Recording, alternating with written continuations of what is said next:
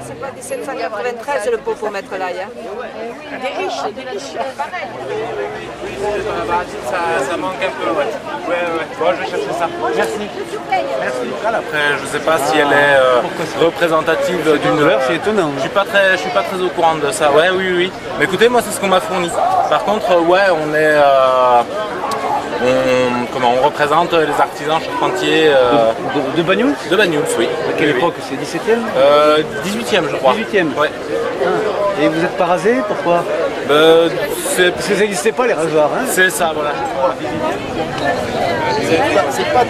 On travaille tous les deux le bois, certes. Expliquez, vous l'expliquez mieux que moi. Alors écoutez les enfants.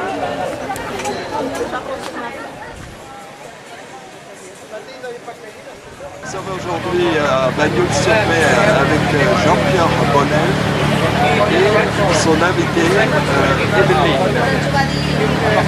Bonjour à tous. Bon, en ce jour historique de la reconstitution de la bataille du col de Banyuls au XVIIIe siècle, nous allons aussi parler du XXe siècle avec encore Walter Benjamin, puisque je suis président de l'association Walter Benjamin à Banyuls qui existe depuis 3 ans. Et aujourd'hui, nous avons le plaisir d'accueillir Evelyne qui vient de Munich, donc une Allemande de Munich, qui a un projet de livre touristique sur la Catalogne. Donc elle va nous expliquer son projet.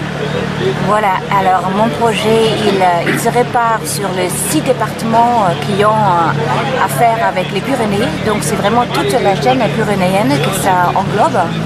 Et ici je suis à Banyuls pour faire une visite devant la maison de Walter Benjamin. Cette dernière refuge de nuit qu'il avait avant d'essayer de se réfugier vers l'Espagne.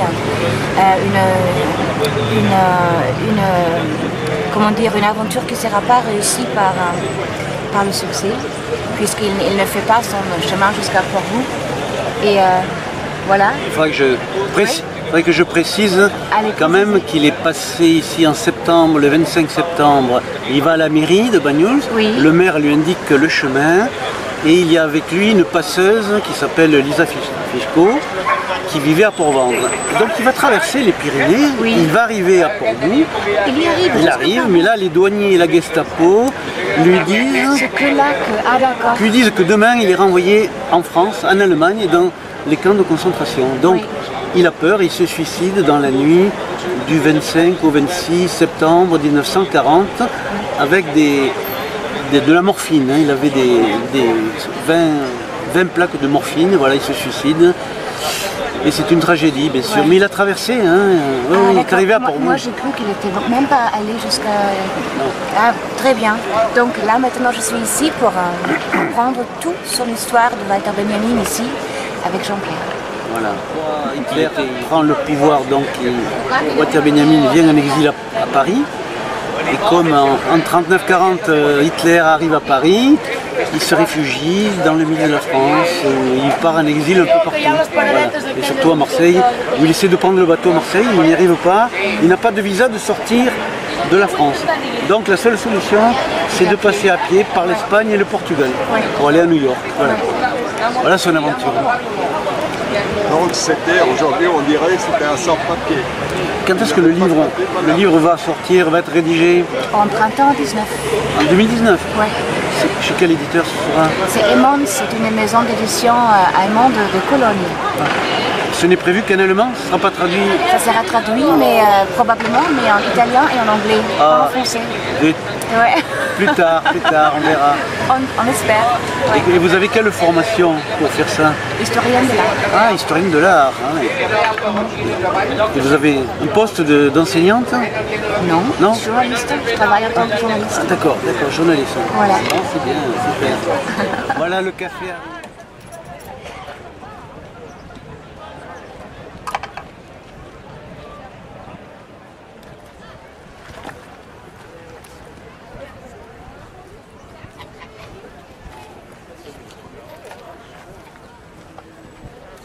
Non, comptoir.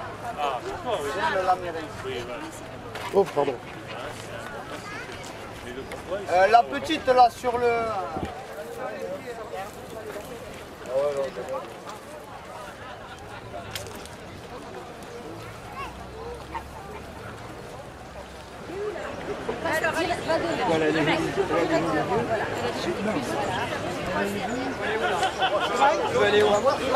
Les gens costumés de Bagnols sont pris de se rendre.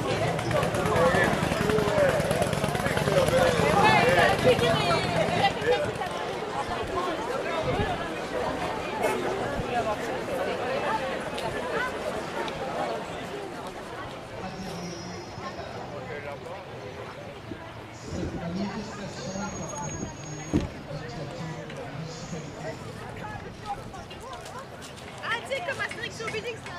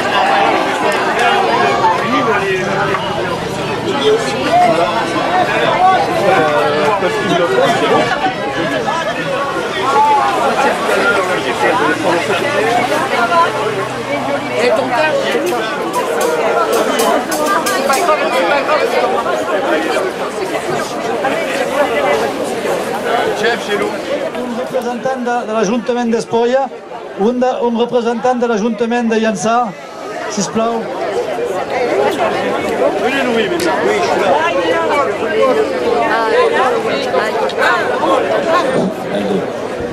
Cette colonne en granit qui est devant vous a été élevée par décret de la Convention en date du 5 prairial ou an 2 de la République qui correspond, à nos jours, au 24 mai 1794. Elle glorifie les habitants de Banyuls qui ont retardé par d'âpres combats les troupes espagnoles au passage du col de Banyuls. Ces combats ont permis aux troupes françaises du général Dugommier de se regrouper et d'empêcher l'entrée des Espagnols, à cette époque-là, sur notre sol. Elle n'a été levée que 100 ans après ce décret. Alors on a mis du temps quand même pour la faire, elle est belle. Hein. Alors donc, elle a été levée que 100 ans après les combats, et aujourd'hui, nous sommes réunis autour d'elle, non plus en ennemis, mais en amis, avec nos amis d'Espolla, de Rabos et de toute l'Espagne et de toute la Catalogne.